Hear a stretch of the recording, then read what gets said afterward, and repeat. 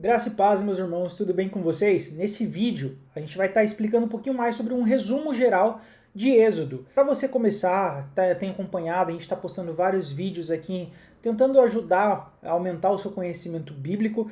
Então, primeira coisa de tudo, pegue a sua Bíblia para você analisar tudo que nós formos falar por aqui. No decorrer desse vídeo, que a gente vai estar falando sobre todo o resumo de Êxodo, vai ter vários lugares ali que a gente vai estar citando algumas partes bíblicas. Então pegue sua Bíblia, deixe na frente do seu celular, da sua TV, do seu computador e vá folheando elas conforme a gente vai mostrando e falando aqui no vídeo. Antes de começarmos também, é claro que eu te peço que você se inscreva, você curta, compartilhe com outras pessoas para que mais pessoas também possam se interessar em ter um aprendizado bíblico, tá? Então compartilha, curta, comenta, que isso daí acaba ajudando também no crescimento do canal. Mais pra frente nos vídeos também, vocês vão ver que a gente vai deixar também um QR Code aqui no canto da tela, mostrando ali todo esse material feito, nós vamos deixar daí disponível também para você, só escanear com o seu celular, você vai, escaneia o QR Code, que mais pra frente vai estar mostrando ali para você. Em primeiro lugar, pessoal, nós temos que dar um sentido para o que significa Êxodo. Êxodo, o segundo livro da Bíblia. Então vai continuar uma narrativa a partir do final de Gênesis, onde vai se iniciar com a escravidão dos israelitas no Egito, e onde vão crescer em bastante número, e Moisés ele vai ser escolhido por Deus, e ele que vai ser o líder para libertar aquele povo da escravidão, por meio de vários milagres que nós vamos ver ao decorrer desse vídeo aqui, como as pragas, a abertura do Mar Vermelho, entre outras coisas. O Êxodo ele aconteceu num total de 1400 anos antes de Cristo, 40 capítulos, 1213 versículos, e ele faz parte do Pentateuco. O Pentateuco são os 5 primeiros livros da Bíblia, tá? Com a autoria de Moisés. Nós vemos também ali um período histórico, tá? Por trás de tudo isso daqui, que são após a morte de José do Egito, até o acampamento de Israel no Monte Sinai. Então nós vamos ver toda essa trajetória. O significado da palavra Êxodo é a saída ou a partida. Tá? Então, saída do Egito, partida do Egito, o povo foi liberto da escravidão, né? Então, o significado da palavra Êxodo significa saída ou partida. O livro de Êxodo ele vai nos contar a história da libertação de Israel da escravidão do Egito e a sua preparação para herdar a terra prometida como povo da aliança do Senhor.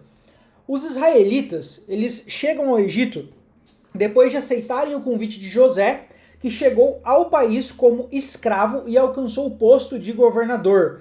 Chega em torno de 70 hebreus no Egito e eles vão sair de lá como mais de 1 milhão de pessoas. Tá? Olha o tanto de pessoas, porque foi num decorrer ali de 430 anos que tudo isso aconteceu. Com o passar do tempo, os hebreus eles foram crescendo em quantidade, mas também começaram a prosperar. Depois da morte de José, vai surgir um novo faraó. E esse faraó ele vai assumir o trono e ele vai ficar extremamente preocupado com o povo hebreu, porque eles veem o povo hebreu, ali o povo hebreu como uma ameaça para o Egito.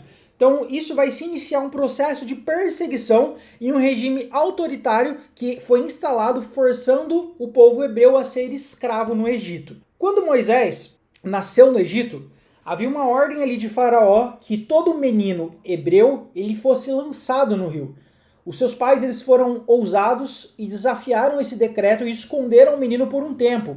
Se não me falha a memória, 3 meses mais ou menos. Depois vocês confirmam aí, até escreve aqui no comentário. E chegou um momento que não era mais viável estar ali com ele devido a tanta perseguição e opressão no meio dos hebreus, tá? Que o povo ali do Egito estava fazendo com o povo hebreu. Então eles colocaram no rio, colocaram Moisés, a família de Moisés ali, colocou num rio, ele dentro de um cesto de junco vedado com piche. Nós vamos ver isso em Êxodo no capítulo 2, no versículo 3. Abra sua Bíblia, confirma esse texto também. E então quando a filha de Faraó, ela foi ao rio para tomar um banho, ela viu um cesto que estava flutuando ali no rio e ela ficou encantada com o menino. E a irmã de Moisés, que se chamava Miriam, ela estava observando ali Moisés indo ali a caminho do rio, ela estava tudo observando de longe, tudo o que estava acontecendo com ele. E ela teve uma ideia extremamente inteligente. Ela se aproximou da princesa e ofereceu ajuda para encontrar uma mulher que pudesse amamentar e cuidar do bebê, aquele bebê que estava no cesto. Então ela falou assim, eu posso ajudar você a encontrar uma mulher. Tá, para cuidar desse bebê até ele crescer, e nesse caso a mulher que foi escolhida foi a sua própria mãe biológica. Tá? Olha a esperteza ali de Miriam. Então a princesa, ela concordou, e Miriam, ela levou Moisés de volta para sua própria mãe biológica, que pôde criá-lo por um tempo antes de entregá-lo definitivamente para a princesa. Miriam, ela agiu com muita ousadia e sabedoria. Então assim Moisés cresceu como um príncipe no palácio de Faraó, mas ainda ele mantinha ali o contato com as suas origens hebraicas. E quando Moisés ele alcançou ali uma certa idade, ele foi levado à filha de Faraó e ele passou a viver nessa corte egípcia. A Bíblia ela não conta muita coisa sobre como que foi a vida de Moisés no Egito. Tudo o que se sabe é que ele foi instruído em toda a ciência dos egípcios. Isso nós vamos encontrar em Atos no capítulo 7, no versículo 22, confirme aí na sua Bíblia. Quando Moisés já era um homem adulto, ele mostrou que se importava com seu povo de origem. E quando tomou as dores de um hebreu que estava sendo agredido por um egípcio. Moisés ele era adulto já e ele se importava com o povo hebreu. E ele vai tomar a dor ali, vendo um hebreu ali ele sendo agredido por um egípcio. Isso em Êxodo capítulo 2, versículo 11 a 14.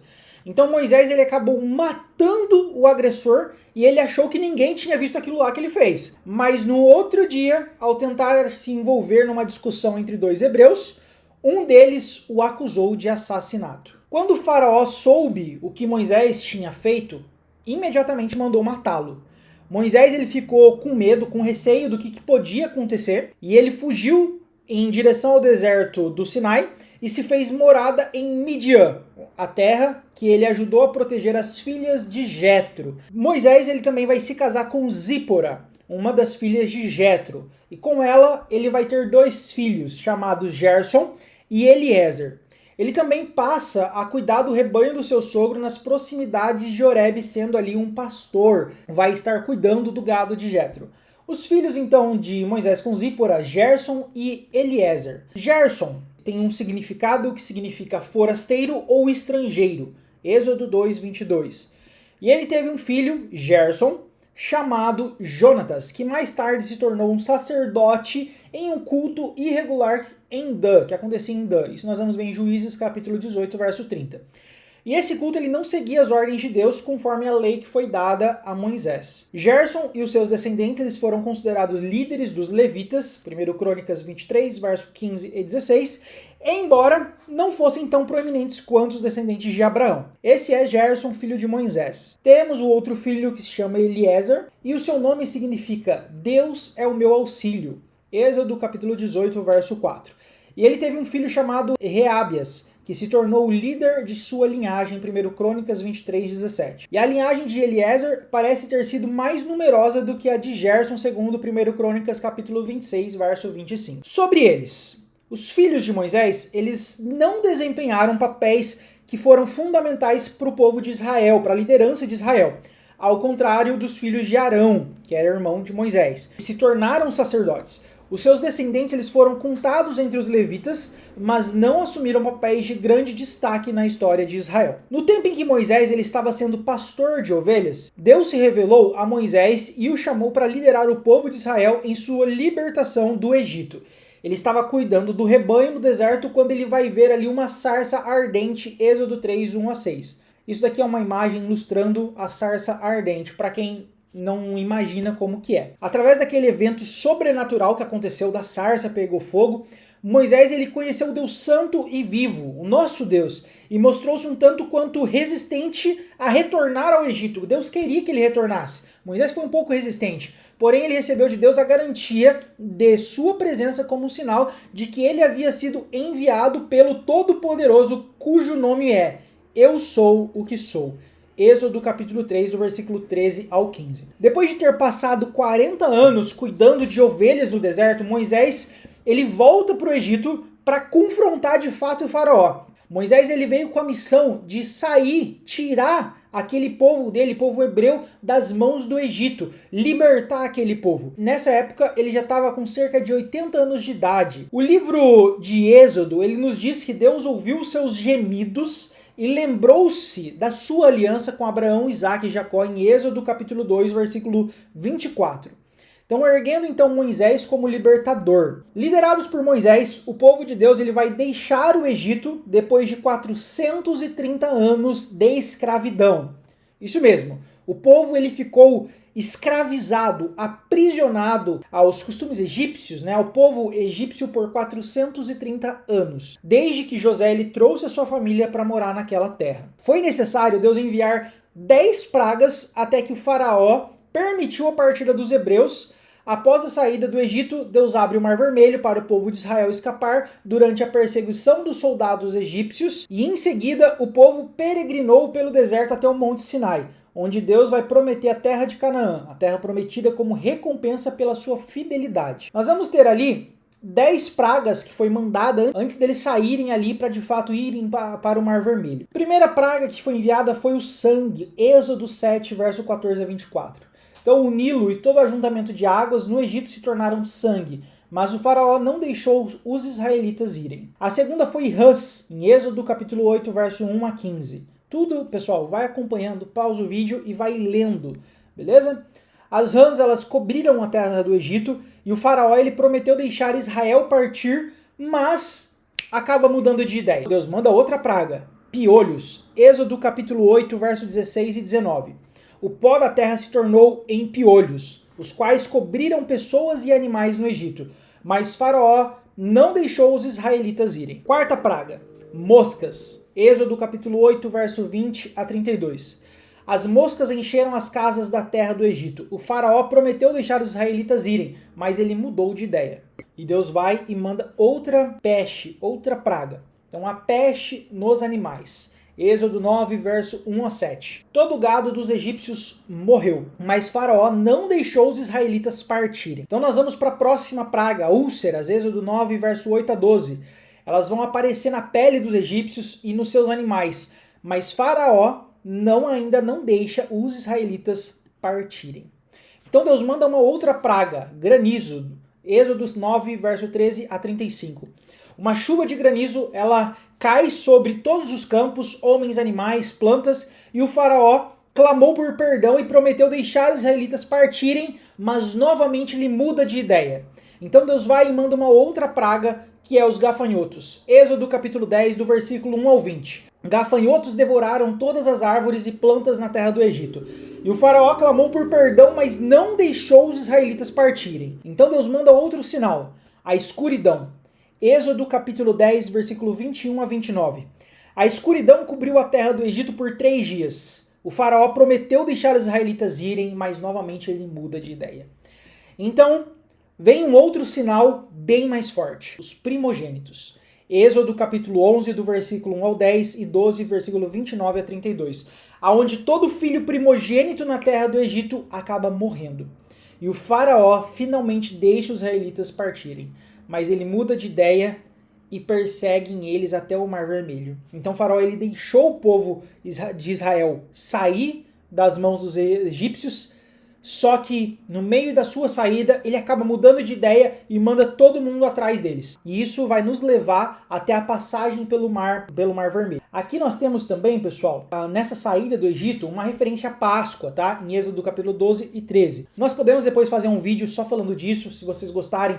Me peçam aqui abaixo, fala que vocês querem ver que a gente faz um só falando sobre a Páscoa, mas Deus ele vai instituir a Páscoa como um memorial da libertação do povo de Israel. Ali vai ser a primeira Páscoa que vai acontecer.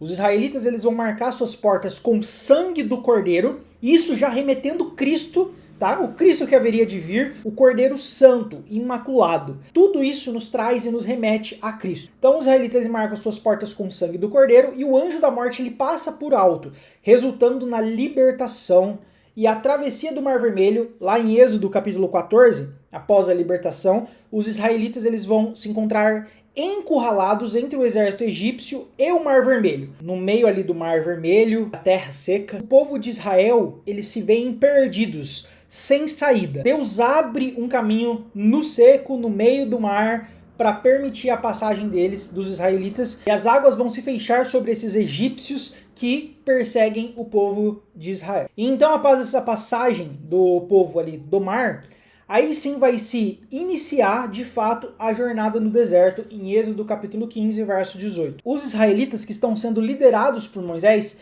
eles vão caminhar pelo deserto e vão chegar a Elim, onde eles vão encontrar 12 fontes de água e 70 palmeiras No entanto, logo em seguida, eles vão enfrentar uma escassez de água em Mara, mas Deus transforma as águas amargas em potáveis. Todo mundo também é conhecedor dessa história. E isso aqui, pessoal, começa um caminho ali pelo deserto, até que Moisés vai atrás também da Tábua dos 10 Mandamentos, ali no Monte Sinai.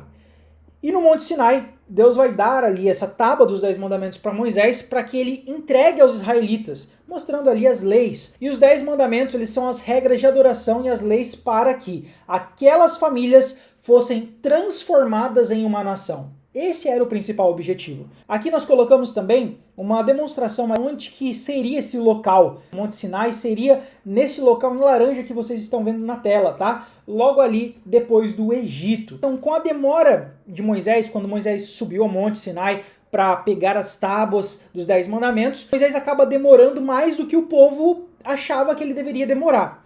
Então o povo ele vai começar a criar deuses para adorar, ídolos para adorar. E eles, o povo, sem Moisés, Moisés estava no monte lá, no Monte Sinai, e o povo, por si só, eles acabam fazendo um bezerro de ouro para idolatrar, colocar aquilo lá como uma adoração para eles. Só porque Moisés ele estava sumido um determinado tempo porque foi a pegar as tábuas dos 10 mandamentos. E então Moisés vai acabar descendo do monte e ele vai acabar se deparando com uma idolatria.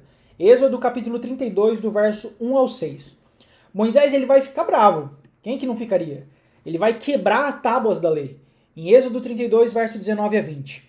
Então, quando ele viu a idolatria, Moisés ele ficou irado e quebrou as tábuas dos 10 mandamentos. Ele queimou o bezerro de ouro, moeu até virar pó e misturou na água, obrigando os israelitas a bebê-la com ouro, pessoal. Olha o nível de ira, ele tava bravo, hein? E nós vamos ver que a consequência disso, né, gerou ali um castigo no meio desse povo. Êxodo 32, 25, 29. Moisés, ele perguntou quem ali ainda estava do lado do Senhor. E os levitas, eles se apresentaram. E por ordem de Moisés, os levitas, eles mataram cerca de 3.000 homens que haviam participado daquela idolatria. Deus ordenou a Moisés que subisse novamente ao Monte Sinai para trazer as tábuas dos 10 mandamentos. Quando Moisés ele desceu, o seu rosto ele brilhava, pois havia estado na presença de Deus. Moisés ele retorna e restaura a ordem. O livro do Êxodo ele vai terminar com o povo continuando a sua viagem até a terra prometida. Êxodo, ele vai falar também do grande propósito de Deus de livrar o povo hebreu do Egito, sobre a liderança de Moisés, que vive com um povo cheio de milagres, grandes milagres acontecendo ali no meio daquele povo. Essa trajetória ela vai se resumir em os hebreus no Egito, depois no deserto e Monte Sinai. E quem que são os principais personagens que a gente falou até aqui agora, que você deve se lembrar e que nós também vamos falar daqui a pouquinho, um pouquinho mais? Moisés, principal personagem aqui desse livro, que ele é escolhido por Deus para liderar o povo de Israel na libertação da escravidão no Egito e na jornada rumo à Terra Prometida. E foi Moisés quem recebeu as tábuas da lei no Monte Sinai e liderou a construção do tabernáculo. Para quem não sabe, logo a gente vai falar um pouquinho mais sobre esse tabernáculo, o que era, para que servia. Nós temos outro personagem principal, que é o irmão de Moisés, chamado Arão. Ele foi escolhido por Deus por ser o primeiro sumo sacerdote de Israel. Então ele auxilia Moisés ali na libertação do povo do Egito e também vai auxiliar na construção do tabernáculo. Temos também como principal personagem o faraó. Ele acaba sendo um antagonista do livro, tendo recusado a libertação dos hebreus, mesmo após as pragas que Deus enviou ao Egito. Teremos também a irmã de Moisés, chamada Miriam, na qual ela liderou as mulheres em uma celebração após a passagem pelo Mar Vermelho. E vamos ter também Josué, que vai ser escolhido por Deus, foi escolhido por Deus para suceder Moisés como líder do povo de Israel e conduzi-los na conquista da Terra Prometida. Então, Josué seria o sucessor de Moisés. E agora nós vamos falar um pouco sobre o tabernáculo. Em Êxodo, no capítulo 25 a 27 e 30 também, vai conter as instruções dadas pelo Senhor a Moisés sobre a construção do tabernáculo. O tabernáculo ele era um lugar sagrado para os filhos de Israel, assim como o templo é um lugar sagrado para nós atualmente. Nós temos ali um exemplo de tabernáculo, de como seria. E basicamente seria tudo isso daqui. Era algo em que sempre aonde eles paravam no meio do deserto, eles montavam novamente ali esse tabernáculo. Beleza, pessoal? E o tabernáculo também, ele era dividido em 3 partes principais, como nós acabamos de ver. O átrio, o lugar santo, o santo dos santos. O átrio, ele era a área externa, cercada por cortinas de linho brancos sustentadas por pilares de bronze. O lugar santo, ele era a segunda parte, aonde vai ficar ali o candelabro de ouro, a mesa dos pães da propiciação e o altar do incenso. O santo dos santos era a terceira e mais sagrada parte, aonde vai ficar a arca da aliança, contendo as tábuas da lei e o propiciatório. Temos uma imagem para demonstrar aqui para vocês, para terem uma noção de como que seria. Então, logo ali no início, né, ali teria o átrio, ali o altar do sacrifício, onde era sacrificado ali os animais, o lavatório. Aqui, a parte exterior, tá, do átrio. Nós temos aqui o tabernáculo em si, o candelabro ficava aqui, a mesa do pão da presença, o lugar santo, o altar do incenso. E lá no final, no terceiro lugar, ficava a Arca da Aliança, onde era um lugar santíssimo, era o Santo dos Santos, tá? Um lugar que não poderia entrar qualquer pessoa, que daqui a pouquinho nós vamos ver um pouquinho mais. O tabernáculo, pessoal, ele era uma estrutura portátil e ele também era desmontável e ele poderia também ser transportado pelo deserto juntamente com o povo de Israel durante a sua peregrinação.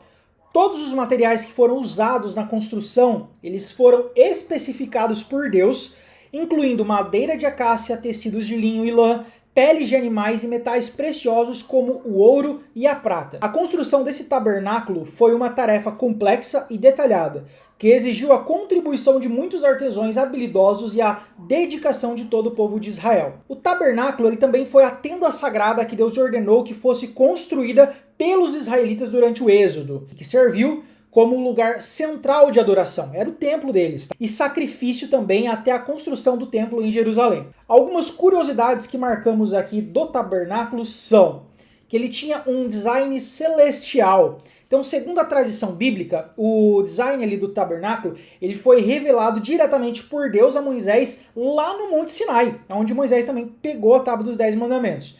E todos esses detalhes, ele vai incluir medidas, materiais, cores, e tudo isso foi especificado pelo próprio Deus para Moisés. O tabernáculo também tinha uma característica nele que ele era móvel e desmontável, tá? Então ele foi realmente construído para ser portátil, fácil de desmontar e montar. Então toda vez que os israelitas eles vão partir ali do deserto para a sua jornada, né, no meio do deserto, eles vão montando novamente quando chega a um novo lugar. Nós teremos também ali, como curiosidade, a divisão entre áreas sagradas e as profanas.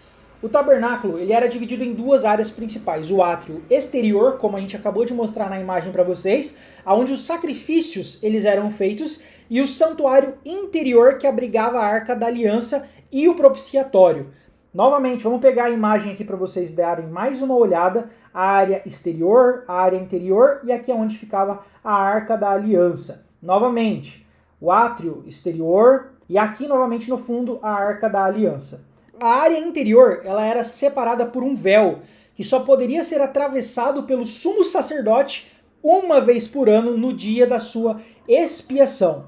Então aqui tinha o véu e só poderia ser passado ali pelo sumo sacerdote uma vez no ano no dia da expiação. O sumo sacerdote, no caso, para quem não sabe o que é, ele era o líder religioso com o poder máximo ali entre os israelitas, tá? Poder, entre aspas, né? Responsável por intermediar a relação entre o povo e Deus. Ele era o escolhido da tribo de Levi, especificadamente na linhagem de Arão, irmão de Moisés, como acabamos de falar também. O sumo sacerdote ele vai também usar roupas especiais que foram descritas em Êxodo capítulo 28. A sua roupa era de éfode. O que é éfode? Era um tipo de colete com 12 pedras representando as tribos de Israel. Era também com peitoral do juízo contendo o Urim e o Tumim. O Urim e o Tumim eles eram objetos sagrados usados pelo sumo sacerdote para buscar a orientação de Deus em decisões importantes para Israel. Eles eram colocados no peitoral do juízo, uma peça do vestuário sacerdotal. Êxodo 28:30. A Bíblia ela não vai descrever exatamente a sua aparência, mas era muito provável que essas 2 pedras, esses 2 pequenos objetos, eles eram usados para receber a resposta de Deus como sim ou não. O sumo sacerdote, ele fazia uma pergunta a Deus e lançava o Urim e Tumim.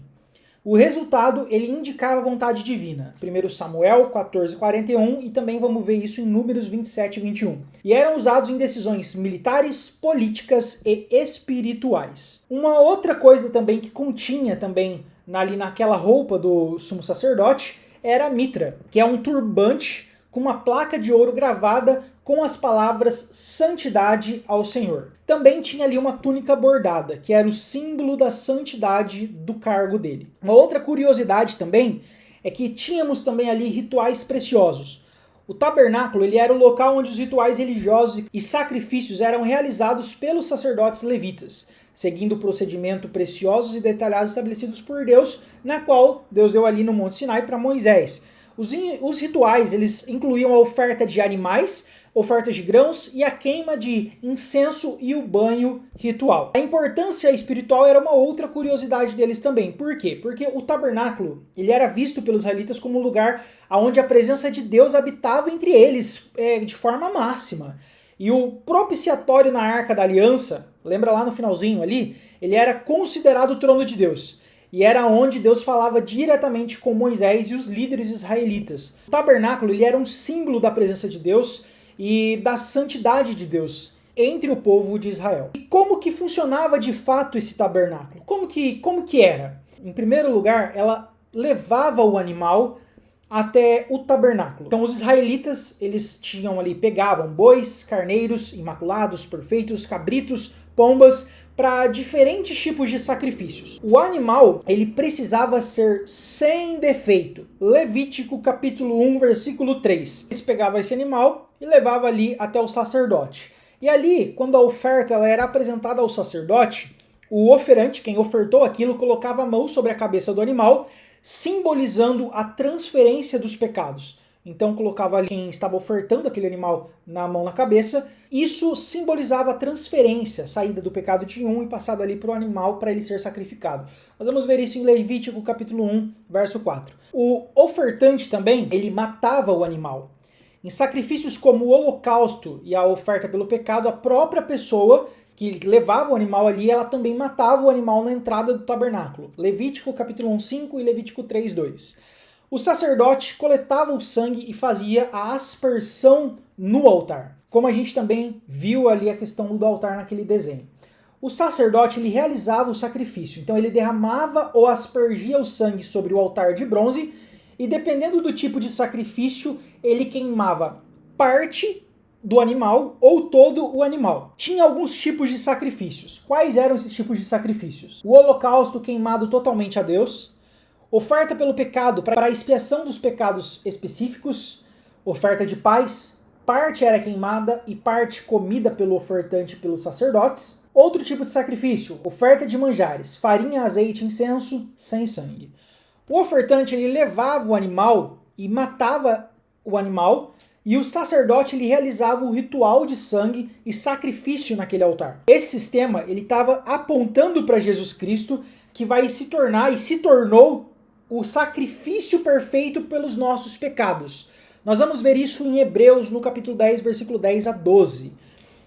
Então, desde que teve o pecado de Adão e Eva, Deus ele estabeleceu que o derramamento de sangue era necessário para cobrir o pecado. Gênesis capítulo 3, verso 21 e Hebreus no capítulo 9, verso 22. No tabernáculo, isso se manifestava nos sacrifícios, onde o animal ele era inocente e ele morria no lugar do pecador. O animal substituto representava o pecador. Por isso que até ele colocava a mão ali naquele animal e era algo simbólico que transferia o pecado da pessoa para aquele animal para ser sacrificado o animal. Então o animal substituto ele representava o pecador. Assim como o ofertante ele impunha as mãos sobre o animal, Cristo tomou sobre si os nossos pecados. Isaías 53, versículo 6. O sangue derramado purificava. E isso apontava para o sangue de Jesus que nos purifica completamente dos nossos pecados. 1 João capítulo 1, versículo 7. Jesus, ele é o Cordeiro de Deus. João Batista, ele vai falar isso em João no capítulo 1, verso 29. João Batista, ele identificou Jesus como o Cordeiro de Deus que tira o pecado do mundo. Cristo, ele morreu na pasta judaica, cumprindo o símbolo do Cordeiro Pascual, cujo sangue ele protegia os israelitas na morte do Egito. Êxodo 12:13. Diferente desses sacrifícios que a gente acabou de ver aqui no Antigo Testamento em Êxodo, o sacrifício de Cristo ele foi único e definitivo. A partir dali não precisava mais. Hebreus 10, verso 10 a 12. No tabernáculo, o sumo sacerdote ele intercedia pelo povo. Só que agora, depois que Cristo veio, Cristo, ele vai interceder por nós diretamente diante do Pai. Hebreus capítulo 4, verso 14 a 16. Pessoal, pega a sua Bíblia, não deixa de fazer isso, vai folheando comigo ali, vai lendo todas essas partes que a gente deixa aqui escrito para você ir acompanhando. No dia da expiação, o sumo sacerdote, ele entrava no Santo dos Santos uma vez por ano com sangue de animais, Levítico 16. Cristo, ele entrou no verdadeiro Santo do Santo Celestial com o seu próprio sangue, garantindo a nossa redenção eterna. Hebreus capítulo 9, versículo 11 a 12. Gente, vocês percebem aqui que de Gênesis a Apocalipse, todos os textos, o centro deles é Cristo. Então é muito importante, pessoal, que sempre quando você for ler, você leia colocando sempre Cristo no centro e vendo aonde aquilo leva a Cristo. Nós temos aqui uma outra parte falando sobre o véu rasgado e o acesso direto a Deus. E vocês lembram, pessoal, que nós acabamos de ver naquele desenho que o tabernáculo tinha um véu? E olha que interessante, porque esse véu, ele separava ali o Santo dos Santos, né? Então dentro do tabernáculo havia o véu e separando ali o Santo dos Santos, simbolizando a separação entre Deus e os homens. Quando Jesus morreu, gente, isso aqui é extraordinário, é muito lindo, é muito bonito. Esse véu ele foi rasgado de alto a baixo. Mateus no capítulo 27, versículo 51, indicando que agora todos têm acesso direto a Deus através de Cristo. Hebreus capítulo 10, verso 19 a 20. E o tabernáculo, que nós estávamos falando, todos os seus sacrifícios, eles eram uma sombra temporária do plano eterno de Deus. Então, Cristo é o verdadeiro Cordeiro, o verdadeiro sumo sacerdote e o verdadeiro tabernáculo. Agora, nós não precisamos mais de sacrifícios repetitivos, porque Jesus ofereceu o sacrifício perfeito de uma vez por todas, lá na cruz do Calvário. E isso fortalece a nossa fé, porque mostra como que Deus planejou a salvação desde o princípio, cumprindo cada detalhe no sacrifício de Cristo. Tudo que a gente viu no decorrer aqui desse mapa mental de Êxodo, que nós focamos hoje aqui, tudo isso estava nos remetendo a Cristo. Então, gente, é muito lindo quando você percebe que tudo é para honra e para glória de Deus. E que ele morreu pelos nossos pecados, pelo meu pecado, pelo seu pecado. E isso é motivo de nós glorificarmos a Deus. Motivo de nós darmos graças, de nós darmos aleluia a Ele. Eu espero que você tenha gostado desse vídeo, eu espero que você possa rever esse vídeo, fazer anotações, de fato se aprofundar biblicamente também, abrir sua Bíblia, ter sua leitura diária, que isso é importante para a nossa edificação espiritual. Espero também que você compartilhe esse vídeo com mais pessoas, que outras pessoas possam ler tudo isso que foi escrito nesse mapa mental, incentivá-los à leitura bíblica e, é claro, que Cristo se revele a todos. Então eu te peço, pessoal, ajuda nós a impulsionar esse canal, curta, compartilha. Aqui também, na lateral, vocês vão estar vendo um QR Code, é para ter acesso a todo esse mapa mental que eu preparei para vocês. Tudo isso daqui gerou um trabalho e vocês podem acessar eles também aqui através desse QR Code. Fiquem comigo para o próximo vídeo. Qualquer dúvida, qualquer outros comentários, outros textos, títulos, dúvidas que vocês querem ver por aqui pelo canal, comenta aqui abaixo. Por mais que eu às vezes não saiba, eu vou procurar estudar, vou procurar aprender para que nós possamos sempre aprender juntos aqui, tá bom? Um grande abraço, fiquem com Deus. Deus abençoe vocês.